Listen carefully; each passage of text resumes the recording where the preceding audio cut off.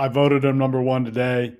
They look pretty good tonight against North Alabama. I'm going to go with the Auburn Tigers. I think they've got the best win so far, winning in Houston, not at Houston, but in Houston, almost like a road game. Winning that game, I think offensively they're really good with Johni Broome. He didn't even score the first 12 minutes tonight, and I'm not sure what he ended up with, 20-some points. Really, really good game for him. So I'm going to go with the Tigers. And I don't want to talk too much about them because we got something coming up later in the show where I might get another chance. So I'll just say that I'll go with Auburn for now. T.O.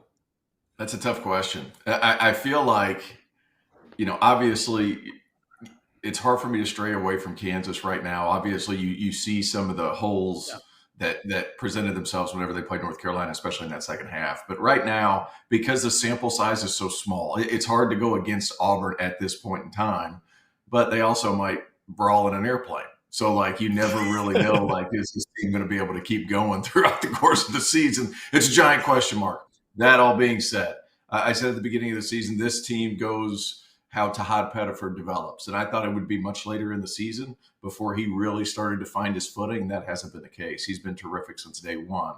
A really talented player. It's hard to go against them, but just for the sake of argument, I think right now I would still go Kansas. If you're asking me who the best team is in February, it's something completely different. But I'm still willing to go Kansas. But how about the fact that Auburn jumped up to number one in KenPom as well? I mean, that's how well this team is playing right now. Yeah, and CJ brings up the point. CJ, I think we saw it against Houston. A team as good as Houston is defensively. And Tahad Pettiford just carved them up. Now, you got to be able to make shots over Houston. We've talked about that over the years. If you're going to beat Kelvin Sampson, you got to knock down perimeter shots.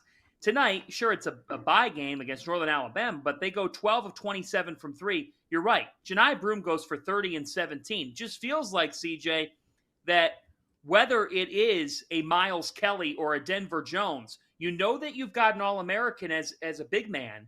You've got this freshman who can pop off like he did against Houston, and they've got options. And, oh, by the way, CJ, they've got a coach who I feel like gets a good amount of credit, but the fact is what Bruce Pearl has built at Auburn is pretty magnificent when you consider their track record over the years and the fact that their name isn't, a Duke or a Carolina or a Kentucky, and yet we're talking year in and year out about Auburn being in the mix near the top of America.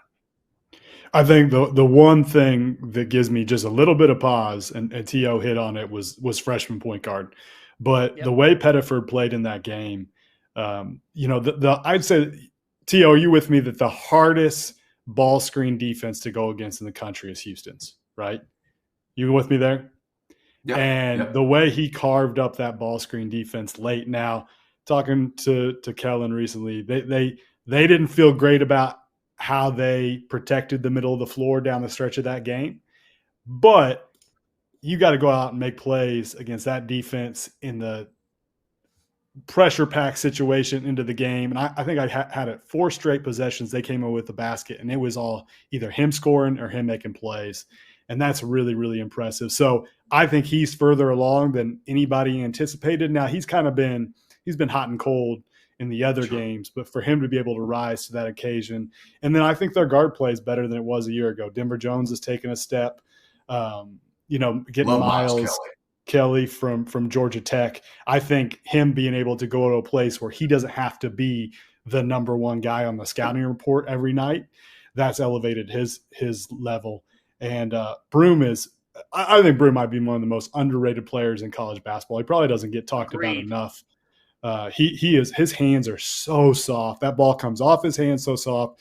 Like some of the passes that he catches and just makes really, really look really easy. And the way he can use his body to get himself positioned and they run him off of a lot of flex screens and Bruce does a good job of getting him the ball in good spots. And he's a really, really talented player.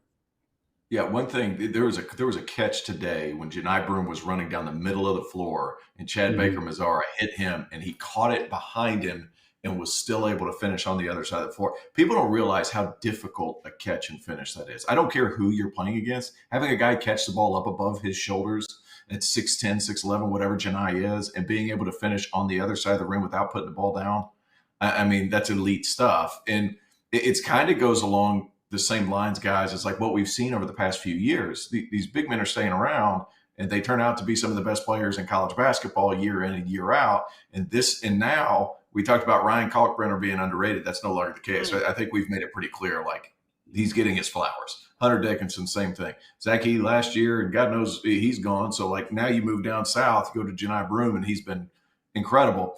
The thing that's intriguing, too, with Auburn defensively, you look up and down their lineup and how they can switch to different things. Like, their starting lineup is pretty big. Denver Jones, not small. 6'4", 6'5", whatever he is. Miles Kelly, not small. Baker Mazzara, big dude. Like, they can go big, they can go super physical, or they can go a little bit smaller and a little bit quicker whenever you insert JP Pegues and some of these other guys to High Pettiford. So I like the matchup versatility that you have on that team. It seems like they have something for everybody. And you talk about Houston, this will be my last point, Fanta. You talk about Houston with their ball screen defense and how good it is. Whenever Auburn plays and they're setting up a ball screen, there's not many teams in the country that have bigs that sprint to ball screen faster and harder than Auburn's guys. So you're initially put at an advantage because they're bringing them from the baseline and it comes super fast. So it makes it hard. And when you have to Hod Pettiford, a guy who can shoot over the top and that lightning quick twitch, it's tough. And you can beat guys different ways depending on the night. North Alabama was really small. They beat them that way today. You go against Houston, you needed some quickness and shot making. You beat it with Hod Pettiford. So freshman point guard's a worry. That all being said, like, Auburn's tough.